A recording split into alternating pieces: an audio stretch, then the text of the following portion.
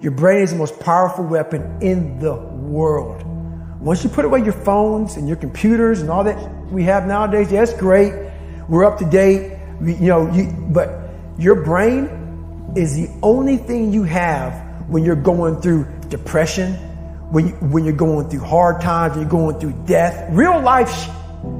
You can't Google that, man. You're alone. You're alone. You may have a shrink you're going to. You may have a best friend you're going to. But there's 24 hours in the day where you're alone in this brain. And your brain is talking to you in all kinds of ways. And it wants to control you and pull you in these different pockets. If you can't control your own brain and your brain controls you, you got to tell your brain where you want to go and how you want to go and how you want to get there. You got to control it. If not, it's over.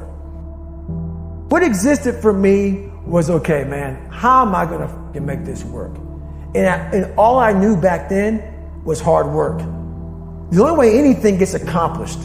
That's all I heard back in those days. You got to work hard. You got to work hard. I'm not getting I can't get this paragraph. I can't remember what's in this paragraph to pass this test to get in the military. Read again. Still not getting it. Read again. But if you're not getting it, write it out. And that's how I started learning. Okay, well, I got to write out everything I do. And then write it out again. And write it out again. And guess what happened? I got it. I got it. I can't swim. I'm negative buoyant. Go back again. I can't swim. Go back again. Go back again. Go back again. I got it. I realized if I keep going back and going back and going back until this just becomes, your mind will say, okay, we're going to figure it out. Because he is not going to stop. It's not like I'm going to try one more time. No, it's just like alarm clock goes off, boop, we're going back. I can't read right, we're going back.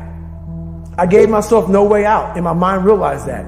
They said, okay, we're going to adapt and overcome now. Like a lot of people say, trying hard. Your mind knows, man. It knows this guy's bull. Man, this guy's lying. There's no truth behind it. When I was in Navy SEAL training, people go, how were you there for 18 months? The program was only 6 months long. You were in 3 hell weeks in 1 year. No one's ever done that. How did you do that? I talk about the new norm. When I lived in a $7 a month place when I was growing up for a short period of time, I loved it. I didn't know any different. That was my norm. Once we moved out of that place, we moved to a $236 a month place. I was like, I never want to go back to that little piece of. But if you go back to that $7 a month place and you realize this is where I live, this is all I got.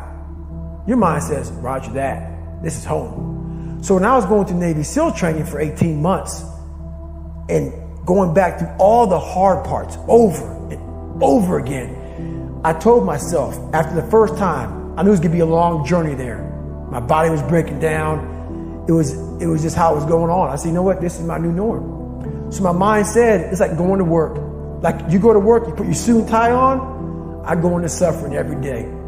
Every day, suffering, being broken, duct taping my feet up, stress fractures, shin splits, being broken. This is my new norm. And your mind says, if we're not broken, this ain't normal. We got to be broken. So then your mind starts to get tougher and tougher and more callous. People, how did you run on broken feet? Broken shins. My mind knew this is how we operate. We're in Navy SEAL training. This is what we are. I became hell. And that became my new norm. I gave myself no way out. There was nothing outside these walls of hell. Nothing. I love God, but for a short period of time, I became the devil because that was hell. I became the boss, the owner, the CEO of Navy SEAL training. That was my mindset. And that's how you get through things. You immerse yourself in wherever it is, and you become that. You become that and give yourself no way out. When I was 297 pounds and I was fat as hell trying to be a Navy SEAL, the scariest thing in the world to me, even to this day, was that could have been the rest of my life. I thought then I was trying hard. That's the scariest thing in the world. I thought then 297 pound, working for Ecolab, spraying for cockroaches, making $1,000 a month. I thought that was me at my 100% potential. Come to find out, a few years later, I wasn't anywhere near that. 106 pounds less, graduated Navy SEAL training, went on to do all these other things. Looking back on that, that was me trying hard. That's why people got to understand what is in us. We have no idea until we start trying hard.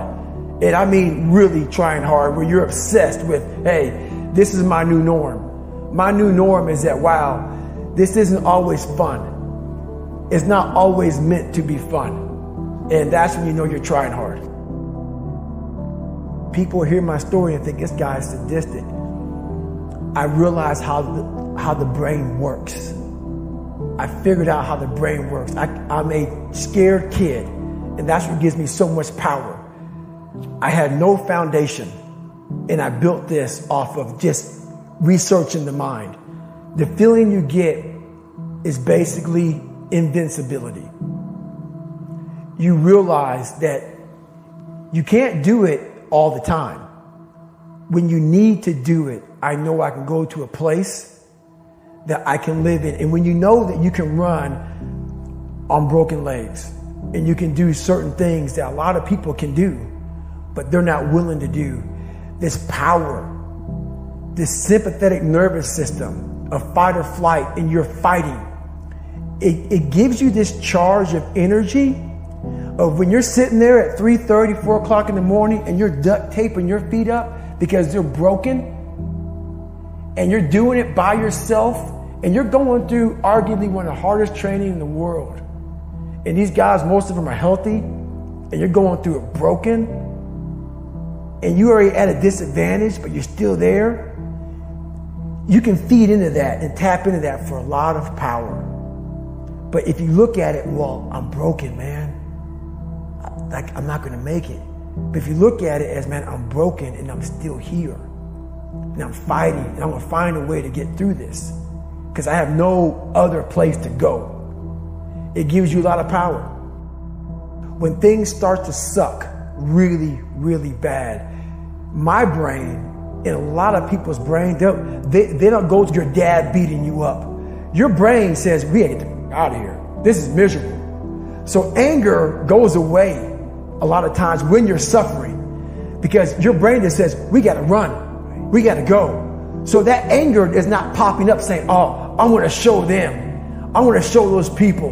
No, there has to be a much deeper. When I say deeper, it has to be down to mineral soil. It has to be down to that nice mineral soil where nothing can burn. You can't burn dirt. So it has to be down that low, that literally is something in you that's at the core of your soul. But you don't find it unless you spend a lot of time with what you want to be in life.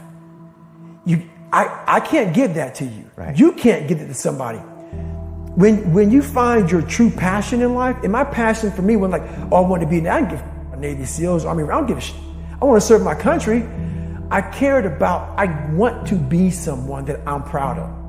I want to look at myself in the mirror because I was so disappointed. That accountability mirror I talk about, I was so disappointed in what I saw every day. I wanted everybody to love David Goggins. And a lot of people did. I didn't love myself. But I knew a lot of us want to find peace first. So people say, man, you always talk about this suffering and pain. I'm at peace right now because I went through that. Right? You don't find peace first. If you do, Merry Christmas. More power to you. More power to you. I found peace on the opposite end of finding myself. And no one really finds himself without going through trials, tribulations, suffering, accountability. And accountability is suffering. Being accountable every day for doing right for yourself, for the people next to you, it's miserable. It's hard. So, even the smallest details.